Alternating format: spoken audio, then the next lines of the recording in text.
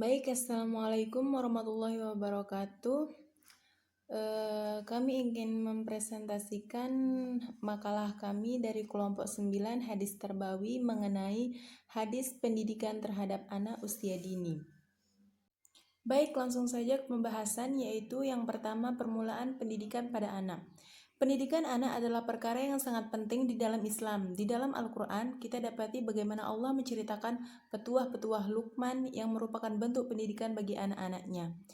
Begitu pula dalam hadis Rasulullah SAW, kita temui banyak juga bentuk-bentuk pendidikan terhadap anak, baik dari perintah maupun perbuatan beliau mendidik anak secara langsung seorang pendidik.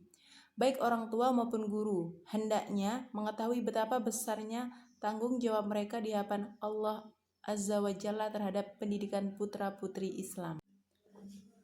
Dan di dalam hadis diriwayatkan oleh Al-Imam Al-Bukhari dan Al-Imam Muslim, Rasulullah sallallahu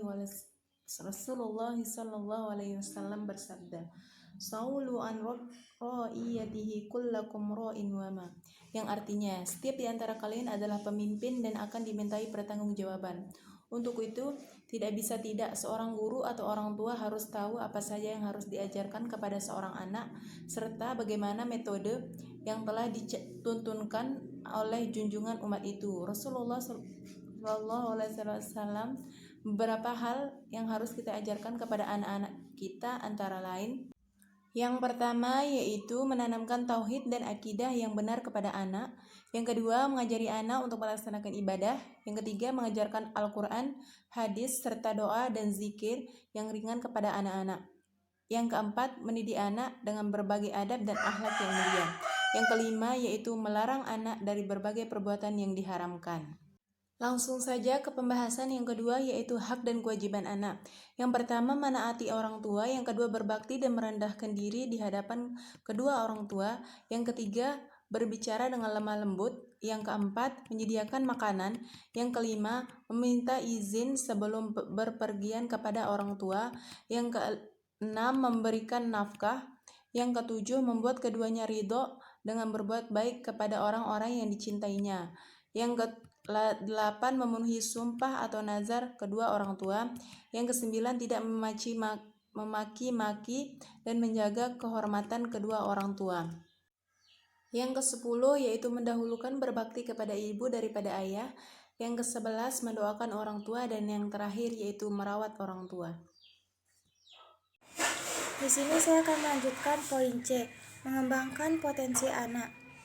Seperti hadis yang diriwayatkan dari Abu Hurairah bahwa Rasulullah Shallallahu alaihi wasallam bersabda, seorang mukmin yang kuat lebih baik dan lebih dicintai oleh Allah Subhanahu wa taala daripada seorang mukmin yang lemah. Namun keduanya memiliki keistimewaan masing-masing. Hal tersebut merupakan bagian dari takdir yang Allah telah tentukan dan Allah melakukan apa yang Ia hendaki. Ketahuilah bahwa berandai-andai itu memberi peluang kepada syaitan untuk memainkan perannya. Hadis di atas menuntun kita untuk bekerja keras meningkatkan potensi yang diawali dengan pujian terhadap orang mukmin yang memiliki kekuatan, kemudian bermanfaat untuk kita semua.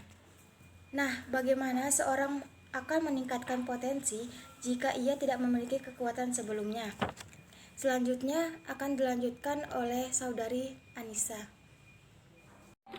Assalamualaikum warahmatullahi wabarakatuh. Perkenalkan, nama saya Anissa Turama. Di sini saya akan melanjutkan presentasi dari teman saya, yaitu poin D, model pendidikan pada anak.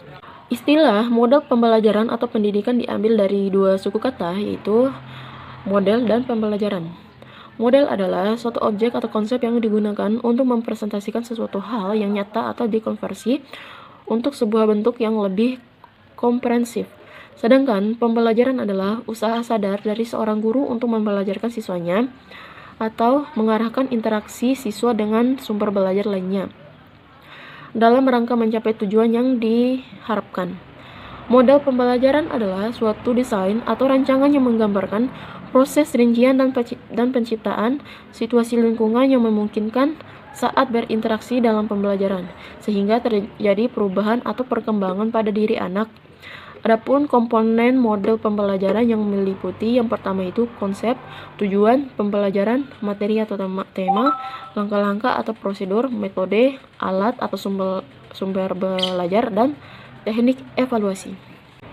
Ada beberapa model pendidikan yang dilaksanakan di pendidikan anak usia dini, di antaranya adalah model pembelajaran klasikal, model pembelajaran kelompok atau cooperative learning, model pembelajaran area, model pembelajaran berdasarkan sudut-sudut kegiatan, dan model pembelajaran BCCT. Model pembelajaran klasikal. Model pembelajaran klasikal adalah pola pembelajaran, di mana dalam waktu yang sama kegiatan dilakukan oleh seluruh anak dalam suatu kelas. Yang kedua, model pembelajaran kelompok atau cooperative learning.